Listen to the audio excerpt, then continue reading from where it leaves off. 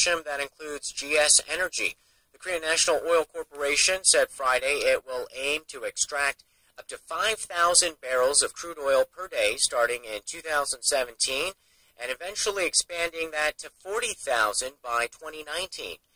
The state-run oil company formed the consortium with GS Energy 3 years ago to develop 3 oil fields in partnership with the UAE's state-owned Abu Dhabi National Oil Company. Well, back here in the nation, a hike in the minimum wage has been a hot topic of discussion since earlier this week when Finance Minister Choi Kyung-hwan highlighted the need for one to boost consumption and employment, but it has also fueled concerns that too big of an increase could end up putting small and mid-sized firms out of business. Our Kwon So-hwa tells us more.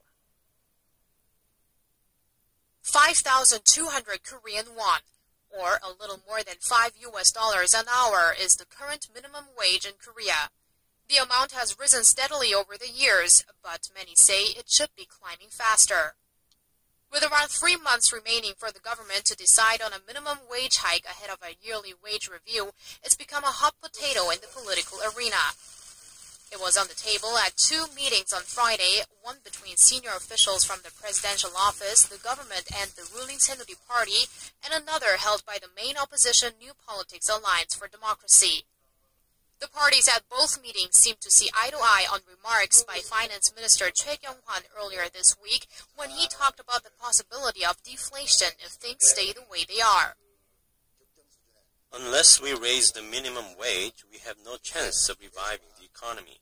It has come to the point that we plan to provide tax deductions for companies that raise salaries higher than their past 3-year averages.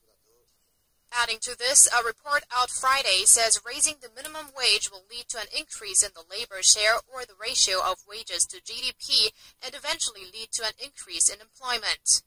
But there are also opposing voices from employers and business associations as there are concerns that a hike to $6 or $7 an hour could cause big problems for the nation's small firms.